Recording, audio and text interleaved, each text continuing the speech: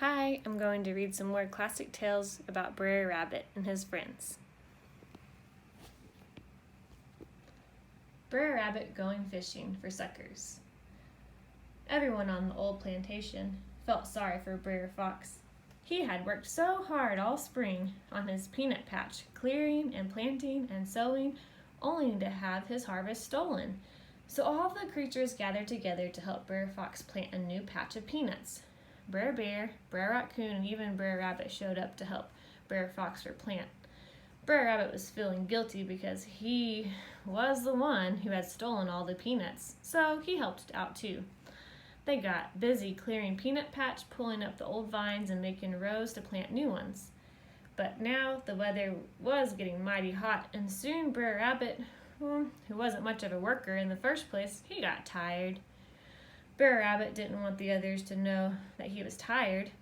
He knew full well that he was a lazy creature, but he hated the others to know this, so he needed to figure out a plan. Is anyone else getting hot?" asked Brer Rabbit, wiping the sweat from his nose. "I sure am," said Brer Bear. "Me too," said Brer Fox. "Me three," added Brer Raccoon.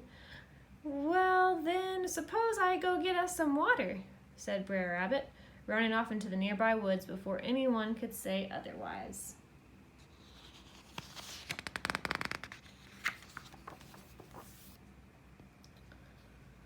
The woods were nice and shady, and Brer Rabbit felt much better being out of the heat. As he looked about, he saw an old stone well with 2 buckets hanging from the top.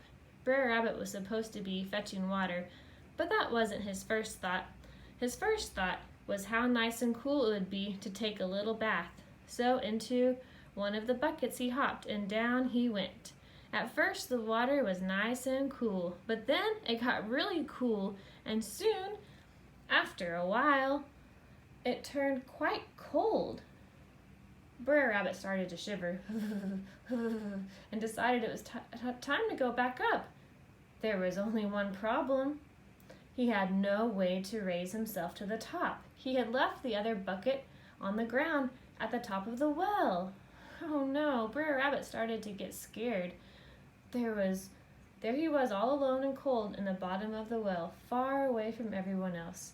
As a matter of fact, he wasn't that far away from everyone. Brer Fox never let Brer Rabbit get too far out of sight. And he knew Brer Rabbit was always plotting something. So he had followed Brer Rabbit. From behind a nearby tree, Brer Fox had seen Brer Rabbit hop into the bucket. Now why is he going down there? Brer Fox had thought to himself.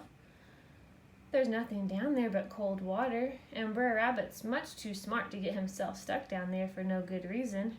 He must be keeping something in that old well, something he doesn't want us to see. Brer Fox thought that he had it all figured out. The old well must be Brer Rabbit where he keeps his treasures. What treasures? Brer Fox didn't know. But he decided right then and there to make a deal with Brer Rabbit. "Brer Rabbit," his voice echoed down the well to the shivering rabbit. "What are you doing down there?" Brer Rabbit knew that Brer Fox was his only chance to get out. He thought quickly and answered, "I'm fishing for suckers."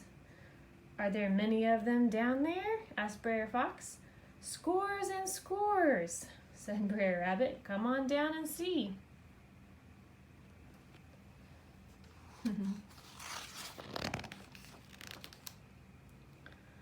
Brer Fox knew that there weren't any suckers down there, but he didn't want to see Brer Rabbit's. He did want to see Brer Rabbit's treasure after all, so he hopped into the second bucket and down he went. As he rode down, Brer Rabbit started riding up in the other bucket. Halfway down, going pretty fast, Brer Fox passed by Brer Rabbit, who was singing the song, "Goodbye, Brer Fox, take care of your clothes, for this is the way the world goes. Some go up and some go down, but you'll get to the bottom safe and sound." Brer Fox just waved goodbye in confusion. When he reached the bottom, he began looking around for the treasure. Sometime later, Brer Rabbit sent the others to help him out. And ever since then, whenever Brer Rabbit wanted a good laugh, he'd ask Brer Fox if he'd like to go fishing for suckers.